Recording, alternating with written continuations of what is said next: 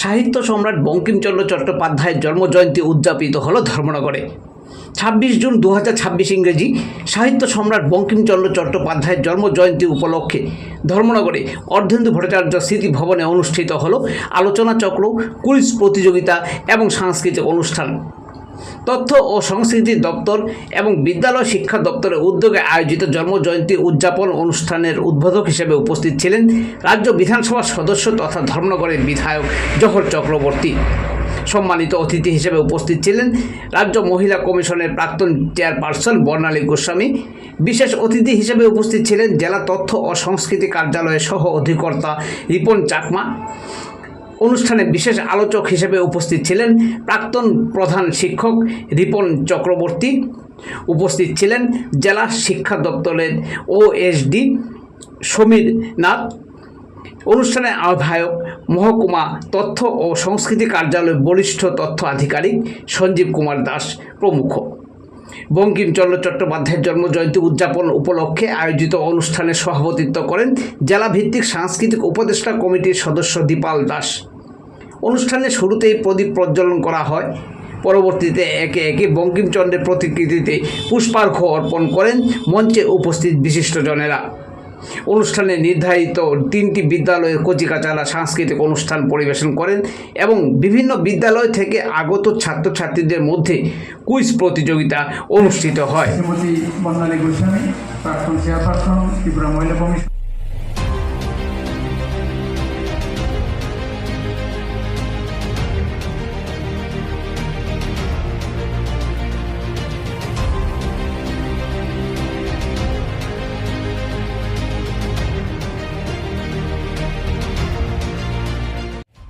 আমাদের বিশেষ করে বাঙালিদের মধ্যে বিশ্বকবি রবীন্দ্রনাথ ঠাকুর, সাহিত্য সম্রাট বঙ্কিমচন্দ্র চট্টোপাধ্যায় এবং অনেক সাহিত্যিক, কবি, উপন্যাস অনেককে আমরা পেয়েছি। কিন্তু তার মধ্যে বঙ্কিমচন্দ্রকে সাহিত্য সম্রাট বলা হয়েছে। মানে এত সাহিত্য সম্ভার ওনার মধ্যে ছিল যাকে ওনাকে সম্রাট রূপে ভূষিত করা হয়েছে। এবং আপনারা জানেন, আনন্দমঠ উপন্যাসে যে বন্দে মাতরম সঙ্গীত ভারতবর্ষের স্বাধীনতা আন্দোলনে সবাইকে একত্রিত করেছিল, সেই বন্দে মাতরম সঙ্গীতের কিন্তু আমরা 150 বছর পূর্তি আমরা অনুষ্ঠান করেছি কিছুদিন আগে। সমগ্র ভারতবর্ষের 150 বছর পূর্তি হয়েছে। আর আজকে সাহিত্য সম্রাট বঙ্কিমচন্দ্র চট্টোপাধ্যায়ের 188তম জন্মজয়ন্তী আমরা পালন করছি। আমাদের বঙ্কিমচন্দ্র আমাদের যে বর্ণমালা তিনি দিয়েছেন, আমাদের বঙ্কিমচন্দ্রের উপন্যাস এখানে বলা হয়েছে দেবী চন্দ্রনারায়ণ, আনন্দমঠ, বিশ্ববৃক্ষ শুরু করে 14টা উপন্যাস তিনি লিখে গেছেন, যা কিন্তু আজও ভারতবর্ষ না পৃথিবীর বুকে একটা সারা জাগানো জায়গায় তিনি পৌঁছে গিয়েছিলেন। এত উপন্যাস, এত কাব্যগ্রন্থ অন্য কেউ কিন্তু এতটুকু করে দিতে পারেনি। কাজেই বঙ্কিমচন্দ্রের সম্বন্ধে বলার মতো ক্ষমতা আমার নেই। একটু সাহিত্য সম্রাট নিয়ে আমরা কী করে আলোচনা করবো, এবং আমরা চেষ্টা করেছি। এখানে বিভিন্ন জন বক্তারা রিপোর্টার মহোদয় বলেছেন খুব সুন্দরভাবে।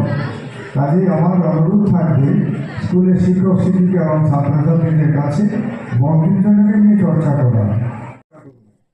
এগুলো চর্চার বিষয়। আজকের দিনে ছোট ছোট পত্রিকা রয়েছে, আমরা গুগলেও খবরেও আমরা সেগুলো পেয়ে যাই। বঙ্কিমচন্দ্রের যে উপন্যাস ছোট ছোট যদি বই হিসেবে পাওয়া যায়, এগুলোর মধ্যে কিন্তু আমাদের ভারতবর্ষে কৃষ্টি সংস্কৃতির বিষয়গুলো লুকিয়ে আছে। বঙ্কিমচন্দ্র ছিলেন একজন স্বাধীনতা সংগ্রামী। ওনার আহ্বানে তৎকালীন সময় আমাদের স্বাধীনতার ভারতবর্ষে সবাইকে একত্রিত করার জন্য বন্দে মাতরম সঙ্গীত থেকে শুরু করে বিভিন্ন সঙ্গীত, বিভিন্ন গান, কাব্য সেখানে মানুষকে উৎসাহিত করেছে, উদ্দীপ্ত করেছে। কাজে ওনার জন্মজয়ন্তীতে আমরা ওনাকে স্মরণ করব, পাশাপাশি ওনার উপন্যাস, ওনার যে সাহিত্য সম্ভার ছিল তা যখন বিভিন্ন স্কুলে চর্চিত হয়েছে, এখানে 5% টিম যারা বিভিন্ন স্কুল লেভেল থেকে ওনারা কম্পিটিশন করে যারা ডেলিভারি এসেছেন, আজকে ওনাদের পুরস্কার বিতরণ করা হবে। এবং আমার অনুরোধ থাকে এইভাবে যাতে প্রতি বছর সাহিত্য সম্রাট বঙ্কিমচন্দ্রের নিয়ে আলোচনা স্কুলে কলেজ লেভেলে অনুষ্ঠিত হয়, যাতে আমাদের স্কুলের ছাত্রছাত্রীরা কলেজে ছাত্রছাত্রীরা বঙ্কিমচন্দ্র সম্পর্কে জানতে পারে, বুঝতে পারে।